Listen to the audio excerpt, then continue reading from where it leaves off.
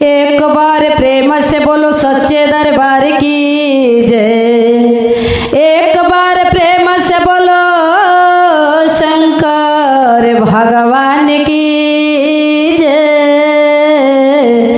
एक बार प्रेम से बोलो कार्तिक गणेश की जय। प्रेमवा से ए गुरु बहिना कि शंकर भगवान की जय। हर हर महादेव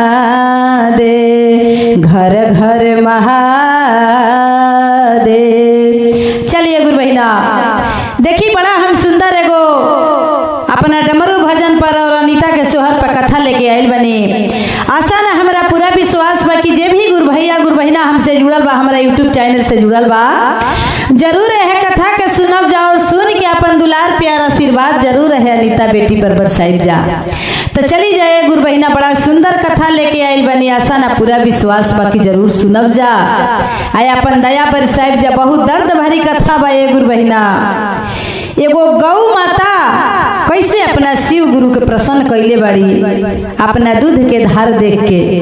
आ गौ माता के अपमान करे वाला लोग तनिए के जरूर एक बार सुनी कि गौ माता के आशीर्वाद से कितना लोग बढ़ी और कितना लोग घटी। एक बड़ा ध्यान से सुने के बा ये गुरु बहिना। तो चली कथा की ओर चलल जा। एगो गांव में एक गुरु बहिना, एगो गांव में एगो शिष्या रहली और उनकर पति रहले। दूना पति पत्नी रहल लो गुरु बहिना। भगवान भोलेनाथ के पुजड़ी रहल लो। तो जवन माई बाप कैले रहेला उहो बेटा बेटी जरूर करेला। थोड़ा सा भी प्रभाव जरूर पड़ेला, पूरा ना पड़ी लेकिन थोड़ बहुत परबे करी। ए गुरु बहिना वो शिष्या के 3 गो बेटा और 1 गो बेटी। लेकिन कहल गई बा गुरु बहिना कि 10 गो बेटा रही तो हिस्सा ले ली, लेकिन 1 गो बेटी अगर जो घर में हो जाई तो के हिस्सा ना मिली, वो पराया हो जाई।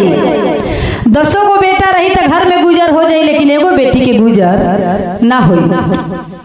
आदमी कहेला कि बेटी पराया है, बेटी दूसरा घर के है। वही माई बाप के तन से जन्मल, लेकिन बेटी दूसरा के घरे चल जाई है। अयान के बेटी अपना घर में आके राज करी। ते गुरु बहिना ऐसे ही 3 गो बेटा रहल लो, 1 गो बेटी रहली।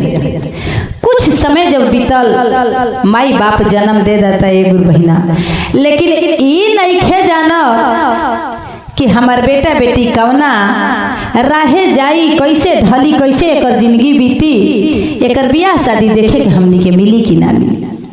एक गुरु बहिना 3 बेटन के शादी तक कर दिले रहल लो पति पत्नी। बेटी एगो रह गईली, माई बाप के सया उठ गई लो धरती से। गुरु बहिना माई बाप इस दुनिया से चल गई, बेटी अनाथ हो गईली। अनाथ हो गईली ए गुरु बहिना। भगवान भोलेनाथ के देखले रहली कि हमर माई बाप पूजा पाठ करता। इहो बाबा के दरबार में अपन नेह लगावे लगली। कहली कि हे भोले बाबा रौरा ऐसा अंतर्यामी के बा। आदमी कहेला कि सब देव है तरौरा महादेव हैं, सब काल है तरौरा महाकाल हैं, सब दानी है तरौरा महादानी हैं, देवों में देव महादेव हैं। रौरा अगर हमरा संगे रहब, राउर कृपा बना रही तो हमरा देश दुनिया के कोनो जरूरत नहीं है। धन संपत्ति का होई, बस आपके चरण हमरा खातिर धन संपत्ति बा। इहे बात सोच लेहली ए गुरु बहिना। भौजाई लोग के संगे काम धंधा क के बेचारी जाके सुबह से अपन फूल उतारे लागस, पूजा पाठ में लाग जास। घर में फटो धा के पूजा करत रहली ए गुरु बहिना। 3 भौजाई फाड़ के फटो फेंक दिहल। कहल लो कि दिन भर पूजा कैला से भोजन ना मिली, शिव गुरु 56 भोग बना के ले आके ना दे दी हैं, कर तो खा, बिना मेहनत के फल ना मिलेला, करबू तबे भोजन मिली, जा गोबर पानी कर खाना बनाव। हुकुम पर हुकुम करस लो ए गुरु बहिना। बेचारी के जब फटो फाड़ दिहल लो, लगे पैसा ना रहे, सोचली कि रह जा तनी गोबर काट के लेके जाई बगीचा में, ओइजे से माटी ले आई आ माटी ले आके शंकर भगवान के शिवलिंग चुरा के भौजाइन से बनाई आ वही पर हम घरे पूजा करब। ऐसे कि माटी कहीं शुद्ध बा, माटी के बर्तन कहीं शुद्ध होला। ये गुरु बहिना बेचारी शिवलिंग ले आई, माटी ले आई, खूब सुंदर से चुरा के शिवलिंग बनौली, ओके छत पर झुरवली। एक गुरु बहिना ले जाके पूजा वाला घर में चुरा के धैले रहली। गईली बेचारी फूल ओल तुरे खाती, भौजाई शिवलिंग जो ही के ले आके आंगन में धह के ओके बल्टी के पानी गिरा दिहलो। मैं माटी गल गई आ माटी गल गई। ले गुरु बहिना वही मटिया के फेंक दिहलो ले जाके बहरी। बाहरे भोले बाबा के महिमा अपरंपार। मटिया के तो टुकड़वा टूट गई, लेकिन वही जगहिया पर पत्थर के शिवलिंग बड़ा सुंदर हो गई। ले गुरु बहिना बेचारी लड़की अली जुहतरी रोअतरी जुहतरी रोअतरी। पता चल गई बाहर जातरी तो देखतरी कि वैसे ही शिवलिंग। सपना पूरा कैले भोले बाबा। बेचारी लेके करेजा में साट लिहली। भौजाई कहे लगल अपना अपना पति लो से कि इनकर बियाह शादी कर दई, बड़ा ओत कर देले, बड़ी खाली पूजा पाठ करे हैं, भोले बाबा भोजन दी हैं। ए गुरु बहिना जब इतना बात बेचारी के पता चलल कि हमार शादी हो या शादियों करी लो तो वैसे ही घर में करी लो कि जैसे ऐजा हमार डहकत जियरा जाता वैसे हमार जा डहकत जियरा जाई। एकरा ले बढ़िया हम बियाहे ना करब, कुंवारे भला सही बा कि कम से कम भोले बाबा के आशीर्वाद हमारा संगे रही। भोले बाबा रही तो हमारा हर सुख बा। एक गुरु बहिना घर से वो शिवलिंग लेके निकल गईली। जात जात कुछ दूर जात रही तो एगो जंगल पड़ल। वही जंगल में एक गुरु बहिना शिव गुरु के शिवलिंग अपना संगे रखले रहस तो जानस कि शिव गुरु हमरा संगे बने। एक गुरु बहिना ओई जे बेचारी जंगल में जाके रात हो गई, विश्राम कैली रहली। कुछ दूर पर देखत रही तो धुकू धुकू धुकू धुकू एक गुरु बहिना एगो शंकर भगवान की कुटी खने लौकता। सुबह में गई बड़ी, कहले बड़ी कि हे भोला जी रउर महिमा अपरंपार बा। वही में शिवलिंग धैले बड़ी। आ एक गुरु बहिना कहली कि हे भोला जी रउरा जंगले झाड़ में रहे नी, दुनिया तो अपना खाती मरता, लेकिन सुन ले बानी कि रउरा दुनिया खाती मरे नी। तो एगो देखी है अधीन अनाथ लड़की रउरा के यहाँ आके दरबार में गिरल बा, हमरो पर अपन दया बरसाई। ए गुरु बहिना बेचारी पूजा पाठ में लागी गईली। आज जब वो पूजा पाठ करे लगली ए गुरु बहिना तो धीरे धीरे गांव के गुरु भैया लोग गुरु बहिना लोग बगीचा में अपन घूमे फिरे आवे देखे। सब जाके अपना अपना घरे प्रशंसा करे लगल कि बड़ा सुंदर एगो लड़की जंगल में बड़ा सुंदर भजन भाव भोले बाबा के करेली। धीरे धीरे ए गुरु बहिना लोग बटुराए लगल, चर्चा भजन होखे लगल। वही में एक दिन कहल लो गुरु बहिना लो कि ए शिष्या एगो तनी भजन गाओ। कहा तरी लड़की ए गुरु बहिना की देखी ए माता जी ए बहिन लो केहू कुछ लेके ना आइल बा न केहू कुछ लेके जाई। एक दिन अपने जामल मुंह पर आगी धराई, आई अपने जामल एक दिन दुश्मन होई। भगवान के भजन क लिहला के काम बा। तो एक जनी गुस्सा हो गई, कहली की कैसे हो सकेला, बेटा बेटी आदमी जन्मावा त काहे खाती। कहली कि देखी वही पर हम भजन सुनाई बाप के, अपने बेटा अगर जो रौरा तन से जन्मौले बनी बाहर भीतर गईल बा, फोन करब कि बेटा आवा तबीयत खराब बा, बेटा कही कि टाइम नहीं खे, आ मर गईला के बाद आई बेटा तो देखी का बेटा करी। सुन के ज्ञान ले लेवे के बा भोला जी के 3 सूत्र के ज्ञान बा कबो कामे आई। उ शिष्या गावत तरी ए गुरु बहिना, आ वो शिष्या लोग के सुनावत तरी कैसे गावत तरी। क्या रे हरियर बांसवा कटाई दी है बहिनी, अरे कटाई दी है बहिना, अरे लोहारा बोला के साल हवाई दी है बहिना। कहतरी कि अपने जमाला हरियर बांस मंगा के लोहरा से सजा दी। और का कहतरी किया रे बांसवा पतल बिछाई दी है बहिना, अरे बिछाई दी है बहिना, अब वही पर तो के सुताई दी है बहिना, आय अपने तन के जामल बेटा निरदैया हुई है बहिना। कहतरी कि वही पर पतलो बिछा के सुता दी हैं, आय अपने तन के जामल बेटा निर्दयी हो जाई हैं। और लास्ट में का कहले बड़ी कि अरे चारी जाना मिल के अरे कंवरिया उठाई है बहिना, अरे कंवरिया उठाई है बहिना, अरे राम नाम के भजनिया गावत लेके जई है बहिना, कि अरे राम नाम के भजनिया गावत लेके जई है बहिना। कहतरी कि एहू जा रामे नाम के भजन गावे के बा, आ जहिया अंतिम संस्कार हुई तहियो लोग राम नाम सत्य है यही सबको गत है, भगवाने के भजन गावत लोग लेके जाई। तो अपने तन के जामल बेटा आ मुँह पर गिया धरिए बहिना। कितना बढ़िया बात कहले बड़ी गुरु बहिना। सब गुरु बहिना लोग के ध्यान खुल गइल बा, सब गुरु भैया लोग के ध्यान खुल गइल बा कि बात सत्य बा।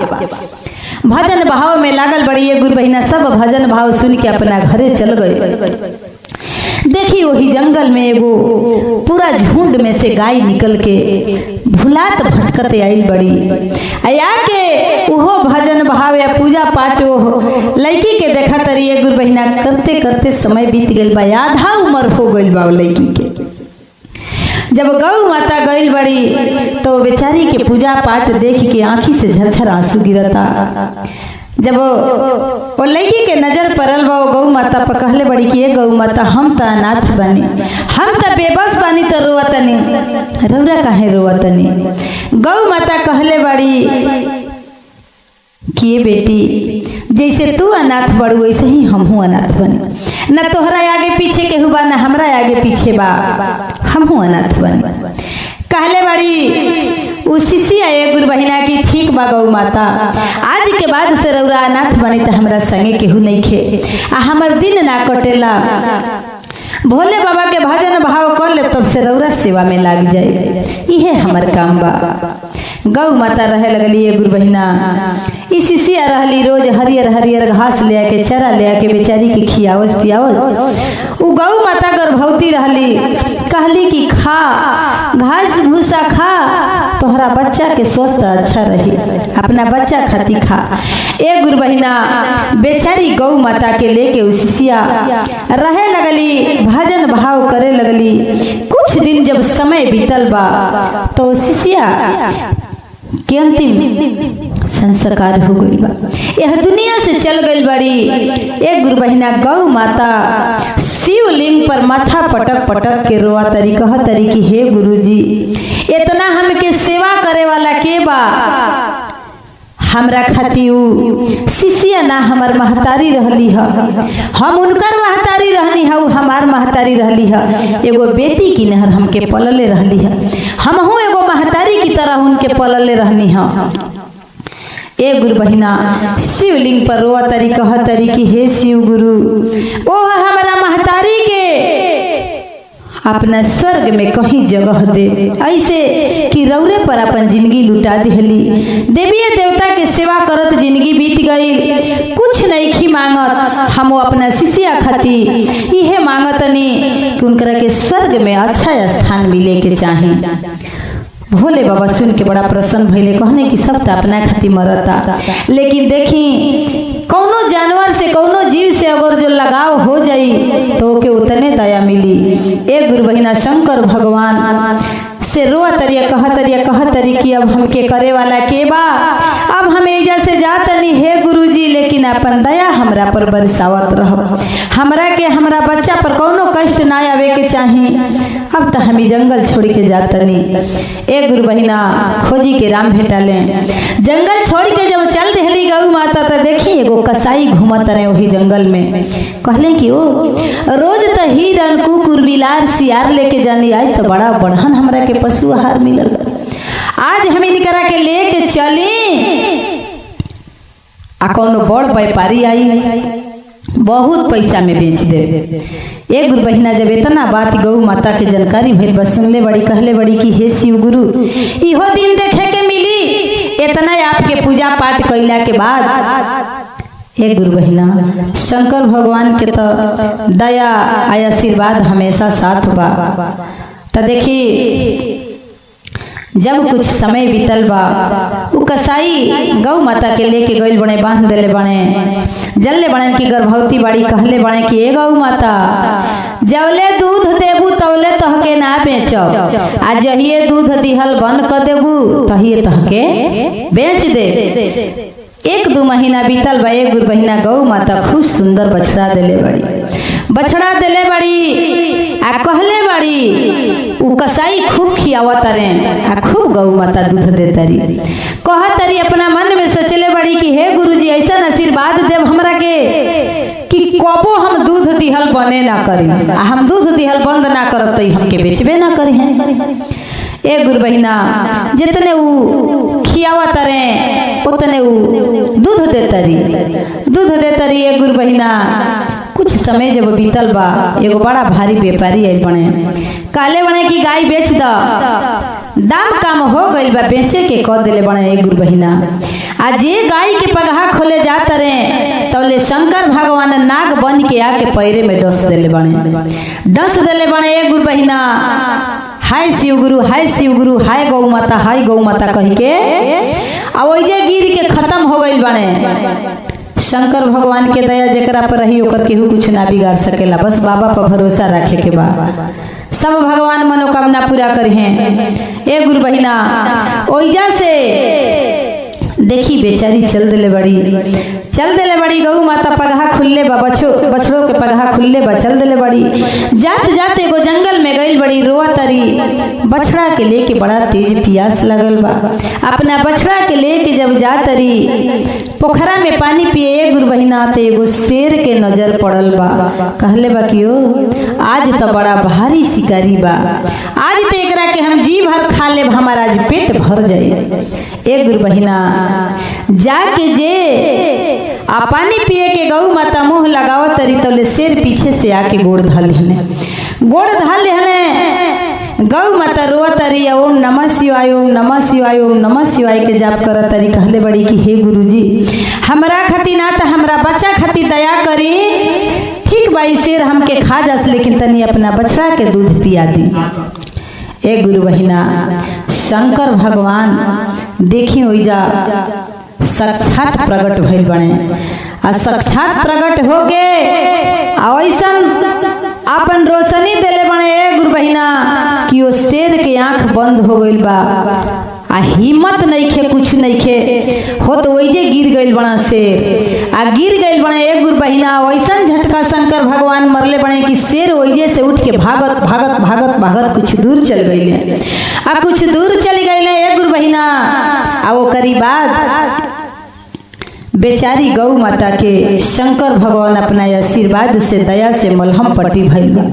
बेचारी गौ माता ठीक हो गईली। शंकर भगवान ओइजे प्रकट बने, कहले बने कि बताओ मनुष्य तो मनुष्य है, बेचारी अपना शिष्या खातिर स्वर्ग में बूढ़ी माता के स्थान मंगले बड़ी, अपना खातिर दया मंगले बड़ी, तो हम बानी कौना काम खातिर, अपना भक्त के सेवे करे खातिर। तो एक गुरु बहिना देखी शंकर भगवान गौ माता के पगहा धलिहनी आ लेके चल दिहनी एगो कुटी पर, जहाँ पूरा ऋषि मुनि महात्मा बालो आ ओइजे ऋषि लो से कहले बने कि तहाँ लोग आदमी कहेला कि गौ के सेवा करे के चाहे, गौ के सेवा कैला से हर घर में सुख शांति होला, और गौ के पेट में आदमी कहेला कि 1.25 किलो सोना रहेला।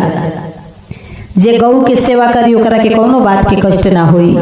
एक गुरु बहिना ऋषि मुनि गौ माता ले लिहल लो, बड़ा खुश भइल लो, बड़ा जश्न मनावल लो, पूरा धूमधाम से हर कीर्तन और रामायण कहल लो। एक गुरु बहिना की मैंने गौ माता आयल बड़ी अपना बछड़ा के साथ, पूरा जितना ऋषि मुनि बालो सब भोज भात कैले बा, सबके खियावल पियावल, पूरा धूमधाम से हर कीर्तन रामायण भइल बा। गौ माता वही रहे लगली, शंकर भगवान से आशीर्वाद लिहली, कहली कि हे भोला जी जैसे हमरा के स्थान दिहनी, सब गुरु भैया गुरु बहिना लोग से यह कहो कि सब गुरु जी के सेवा करो। गुरु जी अपना भक्त के अधूरा ना छोड़ेनी, हर वकर मनोकामना पूरा करेनी। ते गुरु बहिना गौ माता के कभी भी सेवा करे के चाहिए। गौ माता ऐसा रहली कि मनुष्य तो मनुष्य बा, वो गौ माता अपना भोला जी के कितना सेवा कैले रहली। ऋषि लोग से कहली कि हे ऋषि मुनि हमार पहला दूध दुहाई तो हमारा शिव गुरु के शिवलिंग पर चढ़े के चाहिए, ओकरी बाद सभे खाई। ऐसे कि हमारा दुख में हमारा सुख में हमार जीवन दाता करम दाता सब हमारा गुरु जी बने। माई बाप तो जन्म देला, गुरु से हमारे ज्ञान मिलल बा, माई बाप जन्म देले बा, करम तो भगवान लिखले बने। एक गिर बहिना गौ माता ऋषि मुनि लोग से कहले बड़ी रोतरी कहतरी, कैसे कहतरी? ओ गौ माता के ज्ञान से उनकरा बुद्धि से सबकर ज्ञान खुल गई बा। गुरु बहिना अपना भाषा में जीव जंतु सब भगवान भोलेनाथ के चर्चा सुनेला, सबकर उतने ज्ञान बा जितना कि हमनी के ज्ञान बा, सबकर उतने ज्ञान बा। गुरु बहिना गौ माता कहतरी ऋषि लोग से कि सरस्वती ने सर दिया, अरे है गुरु से मिला है ज्ञान, अरे माता पिता ने जन्म दिया, कर्म लिखे भगवान। कहतरी कि सरस्वती माता से ईश्वर मिलल बा, गुरु से हमारा ज्ञान मिलल बा, माता पिता तो खाली जन्म देले बा, कर्म तो भगवाने लिखले बने।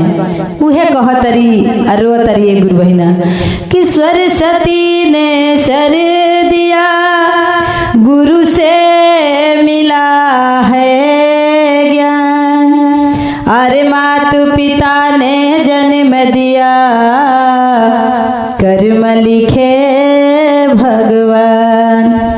तो ये गुरु बहिना माई बाप जन्म दे दिले बा, तोहरा कर्म के हाल ही नहीं खे जानत कि तोहरा कर्म में दुख लिखल बा कि सुख लिखल बा।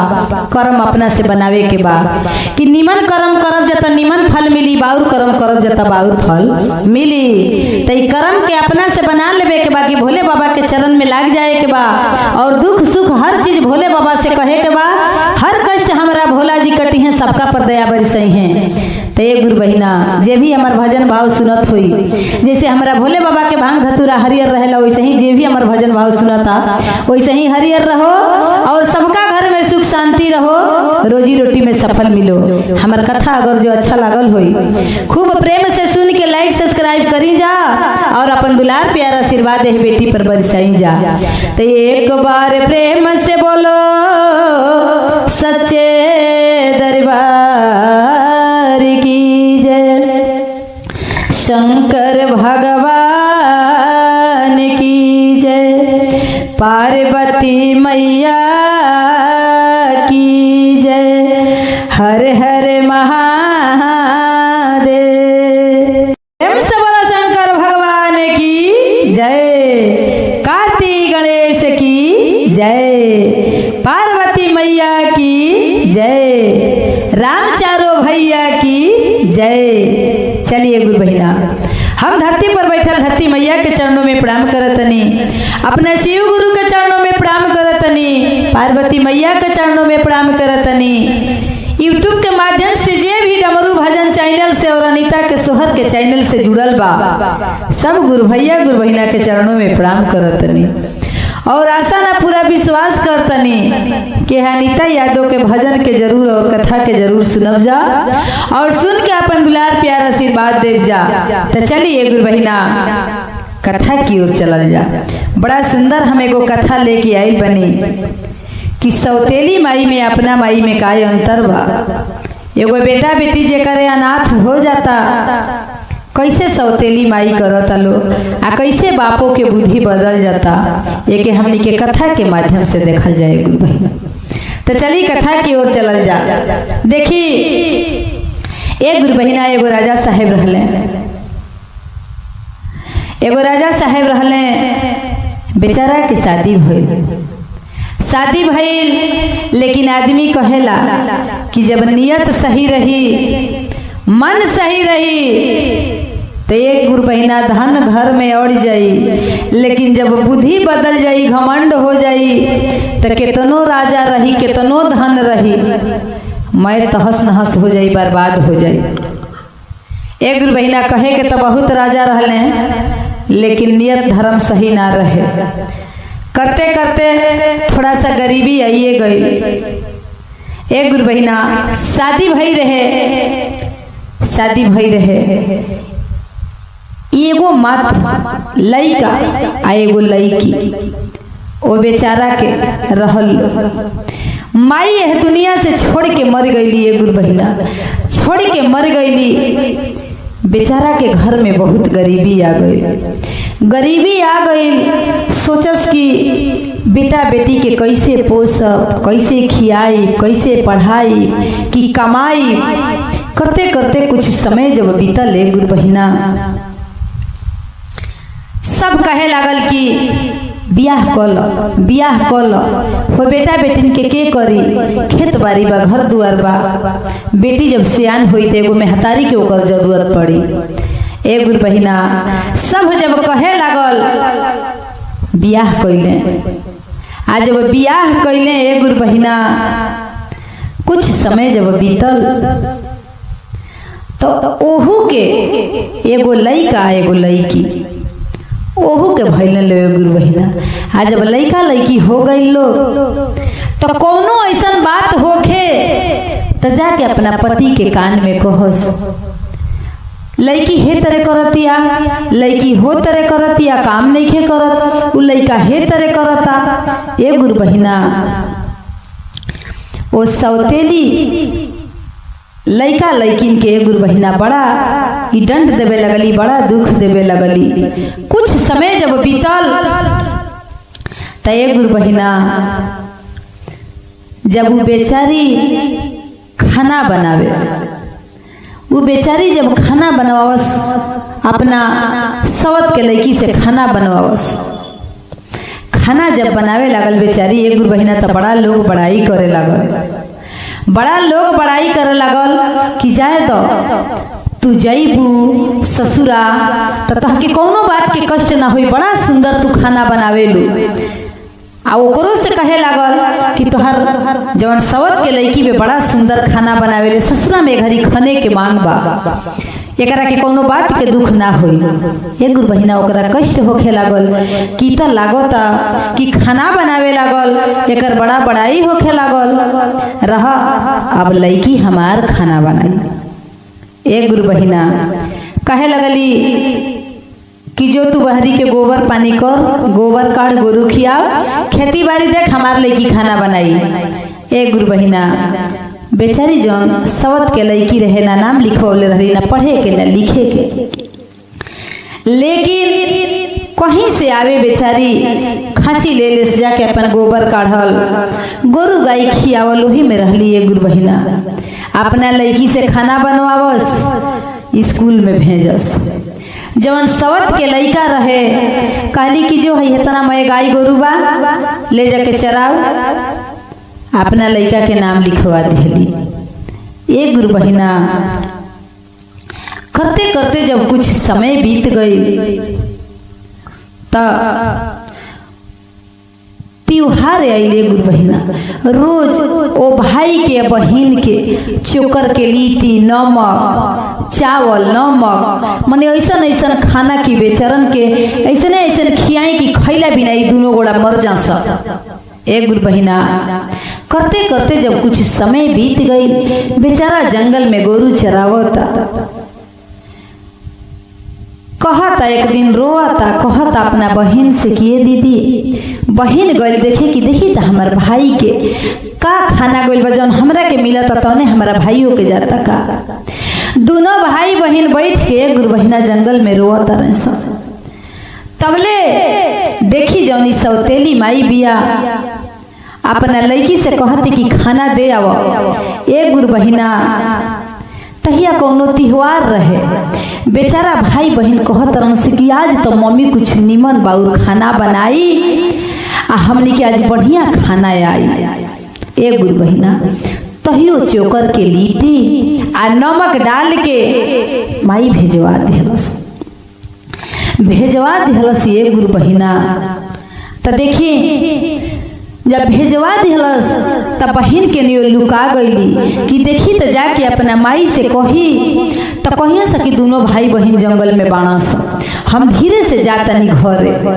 एक गुरु बहिना बेचारी चल गईली वजह से हट के पेड़ा के हैं लुका गईली, कौन पेड़ के हैं लुका गईली। आज जब गईल बेचारी तो चोकर के लीटी नमक दे के चलिए। बेचारा देखत थरिया उघार के तो उहे खाना बा, बेचारा रोता अपना माई के याद करके रोता। तले बहिनियों आ गई, बेचारा छोट रहे, बहिन के दया लागल, कहलस कि बाबू काहे रोता रह। तो हम जनने हैं कि आज कुछ खाना अच्छा आई, रोज रोज खाना खात खात हमारी मन नहीं करत खाए के। बहन कहली कि कौनो बात ना बाबू, हमनियों के जीवन ऐसे ही कट जाई, भगवान भोलेनाथ हमनियों पर कबो जरूर दया दी है। ए गुरु बहिना गौ माता एगो कहे खातिर कहनी हम कि गौ माता एगो गौ माता है, गौ माता सब सुना तरी देखा तरी भाई बहन कितना कष्ट में रोता। ए गुरु बहिना गौ माता अली कहली कि ए बेटा काहे रोता रह।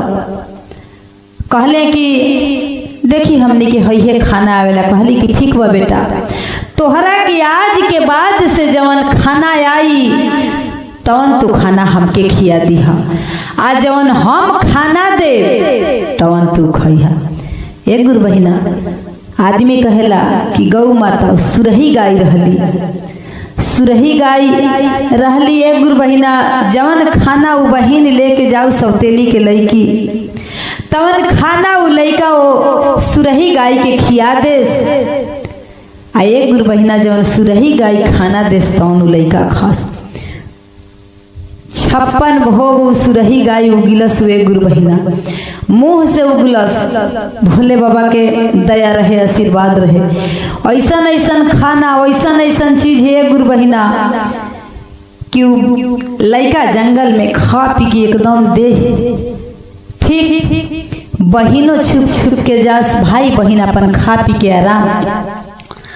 जब ये गुरु बहिना सौतेली माई देखे तो कहे कि हमार लड़का इतना दूध पिया तरह सा, रंग बिरंग के खाना खा तरह सा, तो मोटाते नहीं खा सा। चोकर के लीटी नमक खा के भाई बहन कितना मोटाइल बना सा। ए गुरु बहिना कहल बा कि केहू का बिगारी हो, केहू का बिगारी हो, राम ना बिगड़ है ओकर केहू का बिगारी हो। जकरा पर केहू दया ना देला ओकरा पर भगवान भोलेनाथ दया देनी। तो ये गुरु बहिना बेचारा अपन खा पी के मस्ती में बालो कहती है सौतेली माई की आखिर में हमार लड़का लड़की इतना खा तरह से तो मोटाते नहीं खा सा। आई सौतेली के लड़का लड़की का खा तरह से इतना मोट बना सा। ए गुरु बहिना कुछ समय जब बीतल बा तो देखी लड़किया खाना लेके एक दिन गोइल बिया, लड़किया खाना लेके गोइल बिया। तो एक गुरु बहिना बड़ा लेट पहुंचल बिया। बेचारा कहले अपना सुरही गाय से कि ये माता जी बड़ा हमरा भूख लगल बा, कुछ दी। और सुरही गाय माई या बाप मय रहली। ए गुरु बहिना जब कहले तो थोड़ा सा खाना उगले रहली, भाई बहन खात रहलो। बहन जब देखली तो फिर जाके पेड़ के नीचे लुका गईली। तो ले वही बीच में ही बहनिया खाना लेके चल गई। जौन सौतेली के लड़की रहे देख लेनस कि अरे इ तो रंग बिरंग के खाना, इ कहाँ से खाना खाता। गईल बे गुरु बहिना खाना दे के अपना माई से कहती है कि ये माई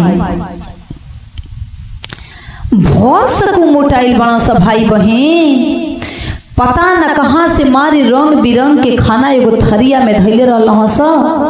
ओकर भाई खात रहल हम देखनी हम।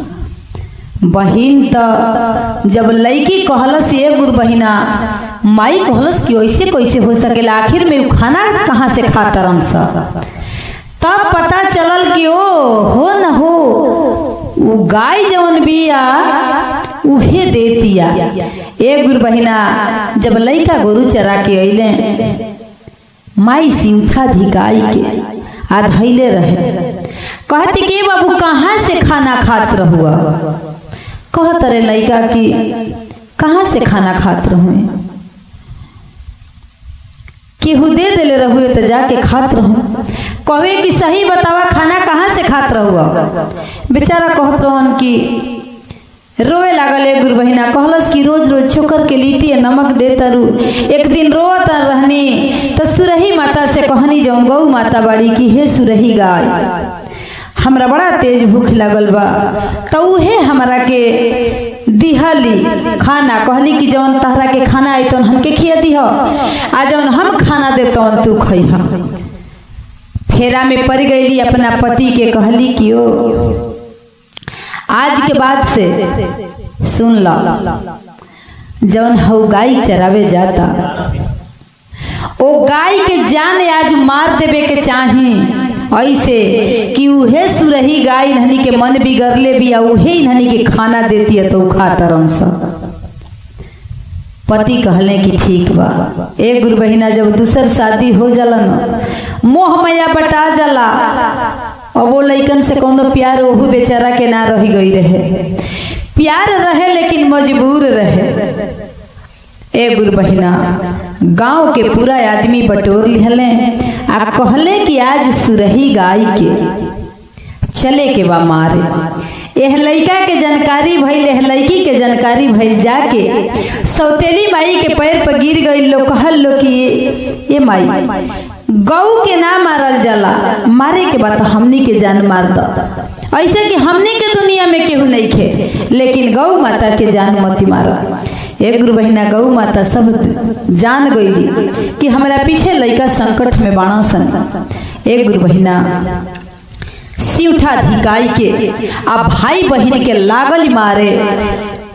उ सौतेली माई मारत मारत एकदम पीठ पर के छल्ला उकच गई। एक गुरु बहिना बेचारा भाई बहन चिल्ला तरन से रो तरन से। एने बाप जवन रहले सौतेली जवन भाई रहे सौतेला सब चल दिहल सुरही गाय के मारे खाती। एक गुरु बहिना बेचारा भाई बहन के पीठ पर से खून गिरता।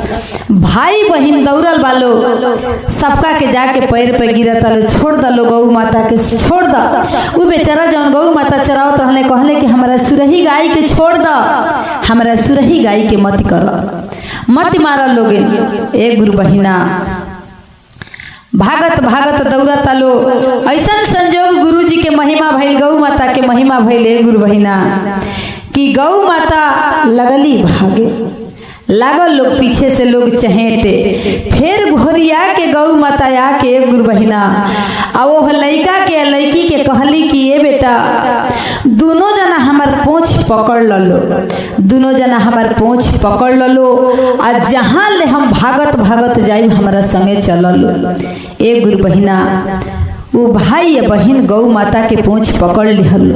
गौ माता लगली भागे। कहली कि बेटा हो ए बेरा हमके ना मार पहिया से, अगर जो हमें अपन जान बचा के भाग जाई तो तहन लोग के भाई बहन के जान उ सौतेली माई मार दी।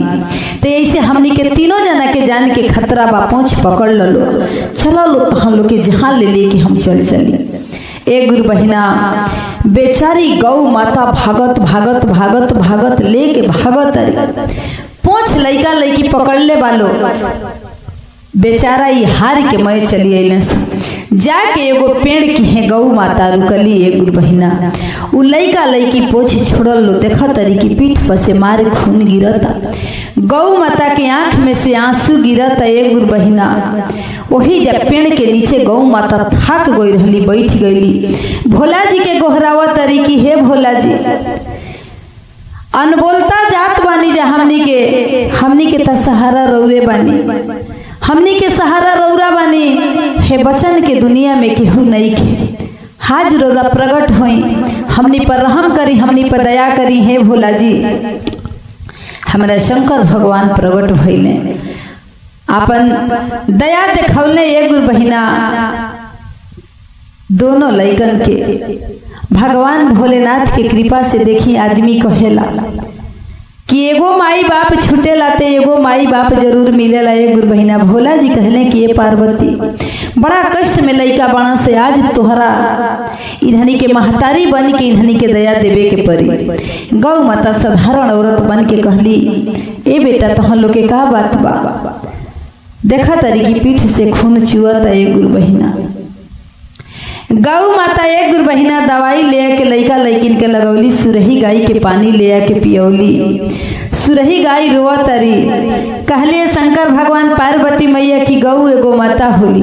सब बात गौ माता से पूछले बालो। शंकर भगवान पार्वती मैया पूरा कहानी बतौले बड़ी कि माई त माई बापो हमरो जान के मारे आवत रहल हलो, लेकिन यह बचन के अपन पूंछ पकड़ा के लेके आई बनी। एक गुरु बहिना मनुष्य ले ज्यादा जानवर के बुद्धि बा, कभी भी कहे नहीं। तो एक गुरु बहिना शंकर भगवान पार्वती मैया से कहले कि पार्वती, यह बेटा बेटिन के हमनिए के सब करे के बा, यह बेटा बेटिन के हमनी के बढ़िया कहीं जगह धरावे के बा। एक गुरु बहिना वही जा जंगल में भगवान भोलेनाथ के कुटी रहे, वही जा पार्वती मैया साधारण भेष में वह बेटा बेटी के राख लिहली। समय ऐसा नहीं ले गुरु बहिना कि खूब सुंदर देखी एगो लइका वही राहे जाता रहे। आज जब वो लइकी पर नजर पड़ल, भगवान भोलेनाथ के महिमा देखी। सुरही गाय के देखले, सुरही गाय संगी संगे रहस। सब बात वो भाई बहन से वो लइका पूछले। एक गुरु बहिना सब कहानी बतावल लो, दया आई जाके अपना माई बाप से वो लइका कहले। माई बाप आई कहले वो लइका कि हम वही लइकी से शादी कइल चाहतनी, वो लइकी के दुनिया में केहू नहीं के। एक गुरु बहिना देखी वह लइकी से शादी पार्वती मैया गणेश और शंकर भगवान कइल लो। बेचारी ससुरा चल गई। भाई जौन बाड़े कहले कि हम तो दुनिया में कहीं जाए वाला बानी ना, हमके तो भगवान भोलेनाथ के कुटिए मिल गई। यहाँ के चारों चरनिया हमारा खातिर धाम बा, वही के पूज ले बुहे हमारा जिंदगी में सबसे महान बा। एक गुरु बहिना भगवान भोलेनाथ के चरण में गिर के और लइका भगवान भोलेनाथ के पुजारी बन गईले।